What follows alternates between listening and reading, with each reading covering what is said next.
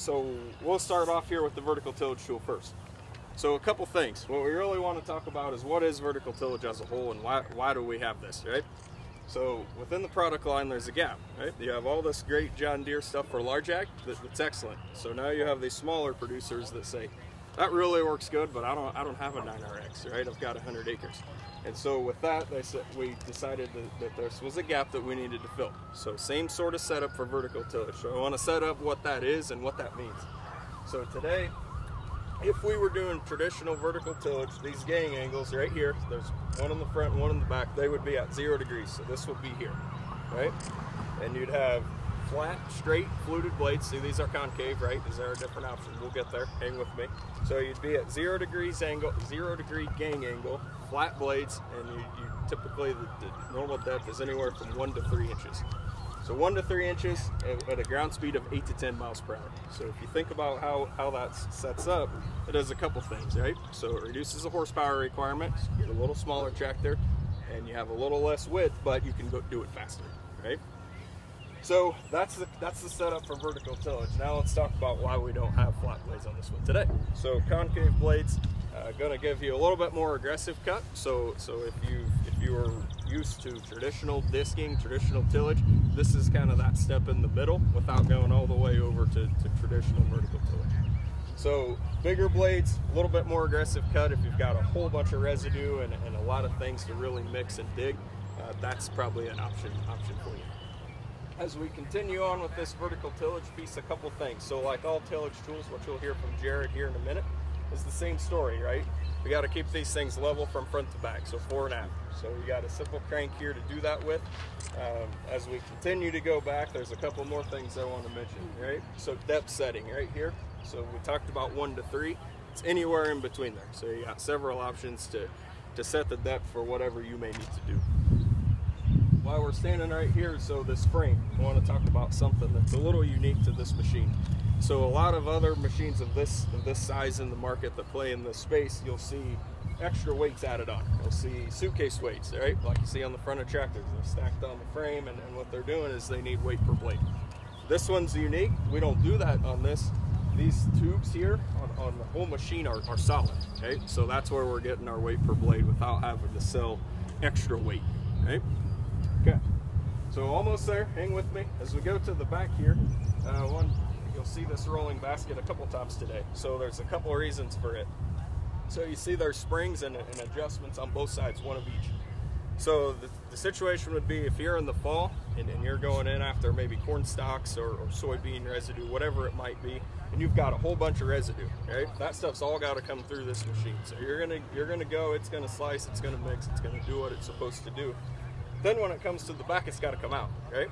So what you would do is you would loosen these springs, reduce the tension on this, so that'll allow that material to flow all the way through. In the spring, you're going to do the opposite, right? So we're trying to plant and do that sort of application in the spring. So you're going to come back one on each side, tighten these springs down, increase the ground pressure down here, and leave a nice level seat bed coming out the back, right? Makes sense? Okay. So the last thing on this I want to mention is a website that's out there, and it's tipsnotebook.com.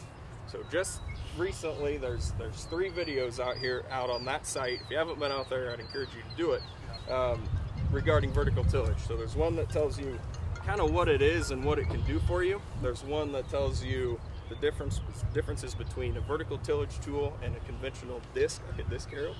And there's one that talks directly about this VT17 series. And then with that, there's a whole host of other videos, 30 plus, that tell you how to do things on your property. Anywhere from hay tools to wood chippers to overseeding your yard, just whatever it might be, right? Less product focused, more, I've already got the product, or I know I have this task that I need to do, how do I do it, right? Tool really neat. What's the customer that's really looking at this tool? It's the person that has a smaller tractor and just needs a tool to match to go through their property, or maybe it's a small field or an irregular shaped field, and this tool provides maneuverability. That's great, but you need to have something to pull it. You need something with weight, you need something with horsepower. You need to make sure that power gets to the ground and pull it. That's where the 6 Series tractors come in. This is in particular, we have it on the 6130R model tractor. This is one of 8 models that are in the premium tractor lineup for the 6Rs. 130 engine horsepower with 20 PTO, horsepower for IPM, or intelligent power management boost. So if you get in a situation in a PTO application where you need that extra oomph, it's there for you. So the 6 Series, as we talk here about the 6, and then you'll go over to the 5 here in a moment, the 6 Series has that added weight too to accommodate that horsepower, so you can get that power to the ground to pull a tool like this. But one thing I wanted to mention, there's key moments in the 6 Series tractors that we'll review. The first one is maneuverability. And so with this 6130R, this is the smallest chassis that we have available on the 6R Series tractor. It's 110-inch wheelbase. That's going to give you that maneuverability that you need in those smaller fields or those tighter angles. You also have the great visibility coming out of this cab with these panoramic doors from side to side, front to rear. But you also have a loader roof that's not visible from where you're standing, but if you take a look, there is a loader roof there.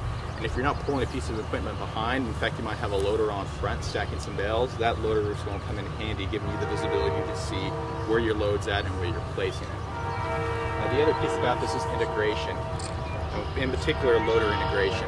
6 Series tractors are really great loader tractors. That's the primary application these are used for. We offer loader prep, loader ready straight out of the factory, and these pair nicely with our R Series loaders. R Series loaders can be attached and detached with one trip out of the cab of the tractor, so it's very convenient for somebody who's more often than not dropping the loader hooked onto a tool like this to go out into the field. Great flexibility in this tractor. The other couple pieces are comfort and ergonomics, and that's really where the R Series shines. As you heard in that auditorium earlier, R stands for Premium Comfort and Do-It-All Performance. And with the R Series, it really comes with a wide range of optionalities that exist on that machine to help allow customers to do some of the more traditional row crop or zero grain work at a much smaller scale. For example, on the comfort piece of it, you can get the air ride seat. You can also get hydraulic cab suspension. That's going to give you a much smoother ride in the field, especially if you're pulling a tool at 8 or 10 miles an hour, which is what this tool will require. We also have things that are ergonomic controls of your joystick. You can get mechanical or you can get electrical. Also, ease of use in terms of transmission. You can get the power quad transmission, or you can go all the way up to an IVT, which is your full automation. Whatever your application or whatever your preference is, you can find that on a 6R Series tractor with all the optionality.